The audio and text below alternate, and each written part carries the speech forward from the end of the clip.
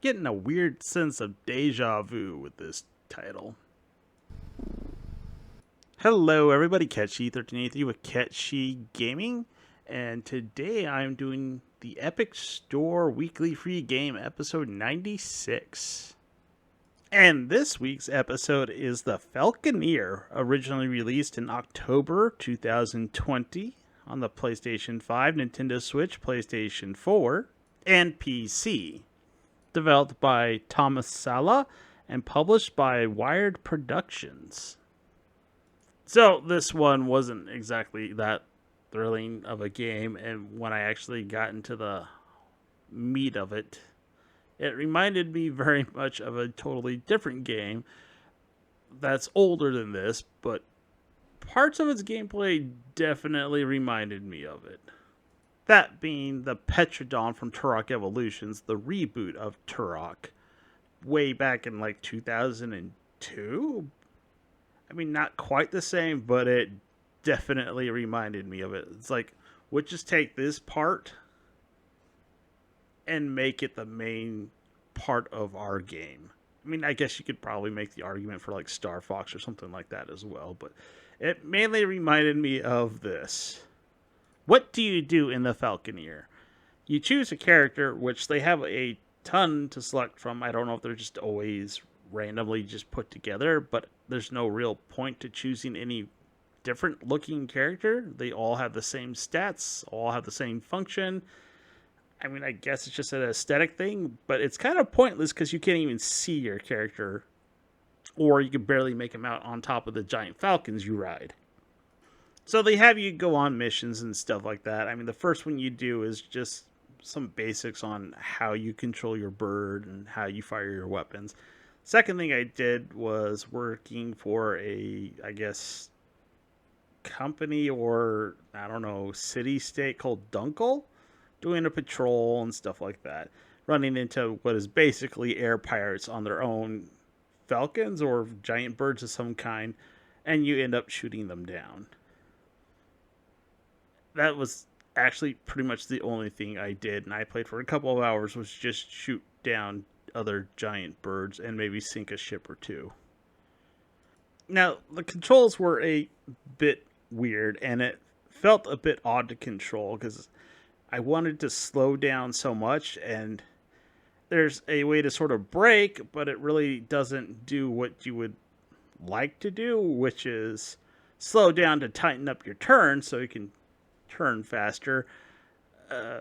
It doesn't do that. It controls weird. Yes, that would be similar to an airplane, but birds also do it. So there's not really an excuse for that. So you have to make these big, huge, giant turns and stuff like that. And then one part that kind of frustrated me just a little bit was this thunderstorm just so happened to be over where I was fighting these particular squadron group of pirates. And yes, the lightning is how you charge your weapons, but it was just constant.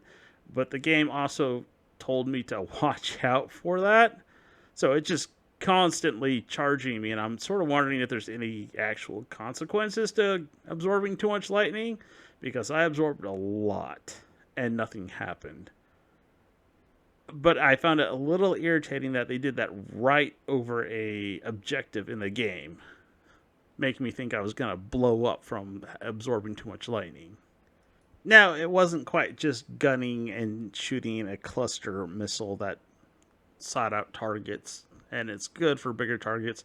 You can do something that was kind of neat where you can dive down in the water and grab a mine and then drop it on something. I never got far enough into the game to actually try that, or I never had the opportunity when it was a possibility. It was neat, but that was about it. I mean, so far this game really isn't offering much. I'm guessing, yes, as you progress, you'll get better, faster, more maneuverable birds. But I just couldn't get past the first hour or two of gameplay to really want to keep playing more. I mean, it's not a bad looking game for all intents and purposes. I mean, everything's really far away, though, and it's really hard to tell what you're doing or looking at sometimes. But this one just didn't tickle my fancy in any shape or form. But as I usually say, if you want to try it, give it a shot. It's free on the Epic Game Store until Thursday, which would be the 11th at 10 a.m. Central Time. But there's also one last thing I wanted to say about this. It's clear that English isn't their first language, or if it is, they have some weird pronunciations for some of their words. Like they were pronouncing cyclical as cyclical. And then I had to find some buoys, and they were pronouncing them boys. I wish I was recording at that time. I thought I was, but I guess I wasn't. Otherwise, I'd play a clip. But yes, they were calling buoys boys. At first, I thought I was just nuts and misheard them, but nope. They were calling buoys boys. It was really, really weird, and it's actually kind of a contributor as to why I just didn't want to play anymore. I don't know. I just found it grating that you could be so wrong about how a word is pronounced. Anyways, if you made it this far, thanks for watching. Have a good one.